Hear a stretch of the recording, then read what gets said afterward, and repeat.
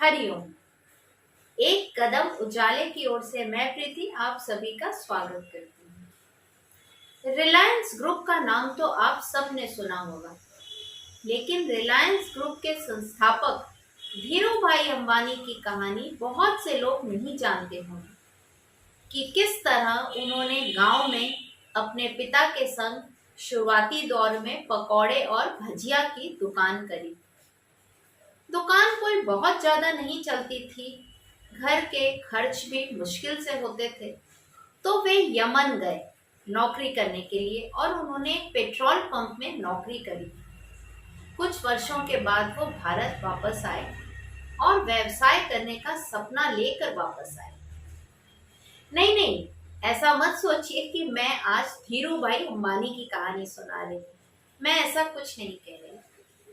कहने का मेरा तात्पर्य ये है कि सफलता एकाएक नहीं मिलती। धीरूभाई ने रिलायंस की स्थापना मात्र 15,000 रुपए में की थी और आज रिलायंस का टर्नओवर बच्चा बच्चा जानता है।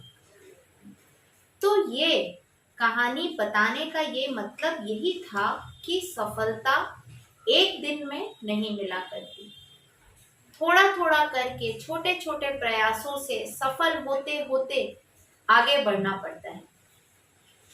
इसे इस कहानी के माध्यम से और अच्छी तरह से समझाने का प्रयास करती हूँ। राजस्थान के एक गांव में अमर सेन नाम का एक व्यक्ति था। उसके 4 बेटे और 4 बहुएं थी, जो जैसे तैसे अपना खर्चा चलाती थी। अमर सेन धनी व्यक्ति था, संपत्ति थी, जायदाद थी। उसकी पत्नी का स्वर्गवास हो गया। अब अमर सेन ने सोचा कि क्यों ना संपत्ति को किसी एक बेटे के हाथ में दे दिया जाए, जो कि सही इसका इस्तेमाल करे। ऐसा सोचकर उसने चारों बेटों उनकी पत्नियों समेत बुलाया और हर एक को गेहूं के 5-5 दाने दिए और कहा कि जो मुझे इसे सही सलामत 4 साल बाद लौटाएगा, उसे मैं अपनी संपत्ति का वारिस बनाऊंगा। मैं 4 साल के लिए गांव के बाहर जा रहा हूं। मैं अब 4 साल बाद लौटूंगा। ऐसा कहकर वो चला गया। बड़े बेटे बहू ने सोचा कि बुढ़ा तो सठिया गया है। इतनी सी बात 4 साल कौन याद रखता है। हम तो बड़े हैं, तो संपत्ति पर पहला हक तो हमारा होगा। ऐसा कहकर उन्होंने गेहूं के 5 दाने फेंक दिए। दूसरे बेटे बहू ने सोचा कि ऐसे तो हम इसे संभाल के 4 साल तो रख नहीं सकते। छोटी सी चीज है, इधर उधर हो जाएगी।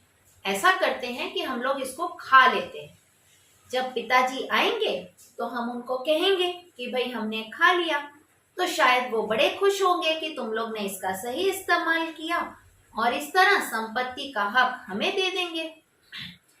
तीसरे बेटे बहू ने सोचा कि देखो, हम लोग तो मंदिर में पूजा करते हैं, प्रतिमा भगवान की मूर्तियों को तो संभाल के रखते ही हैं, वैसे ये गेहूं के 5 दाने भी रख देंगे। ऐसा कह के उन्होंने मंदिर में 5 दाने भगवान के आगे संभाल के रख दिए कि 4 साल बाद जब पिताजी आएंगे तो उन्हें ये वापस कर देंगे। पिताजी खुश हो जाएंगे। अब चौथे बेटे और बहू की पारी थी। वो लोगों ने बड़ा विचार किया और समझदारी से काम लिया। उन्होंने क्या किया कि एक एक दानों को मिट्टी में बो दिया। कुछ दिनों के बाद उसमें से पौधे उगे और गेहूं निकली। उन्होंने उन गेहूं को भी बो दिया।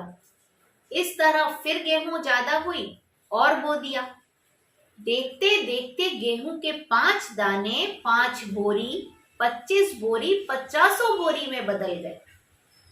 अब 4 साल बाद अमर सेन वापस आए। सबकी कहानी बारी बारी से सुनी। अब चौथे बेटे बहू के पास जब गए तो बेटे ने कहा कि पिताजी, आपके 5 दाने आज 50 बोरियों में बदल चुके हैं और गोदाम में सुरक्षित रखे हैं, जिस पर सिर्फ आपका हक है। आप जैसे चाहे उसका उपाय कर सकते हैं। अमर सेन बड़े खुश हुए और उन्होंने तिजोरी की चाबी और सारी संपत्ति का हक छोटे बेटे बहू को दे दिया।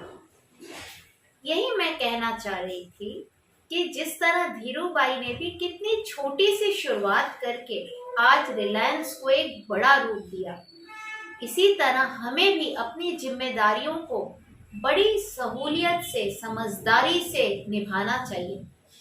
मौजूद संसाधन कितने भी कम क्यों ना हो, उनका सही उपयोग करना चाहिए। गेहूं के 5 दाने तो केवल प्रतीक हैं, ये बताने के लिए, ये समझाने के कि कैसे छोटी से छोटी शुरुआत को भी बड़ा रूप दिया जा सकता है। एक नई कहानी के साथ आपसे फिर मिलूंगी। आज लेती हूँ विदा। हरिओम।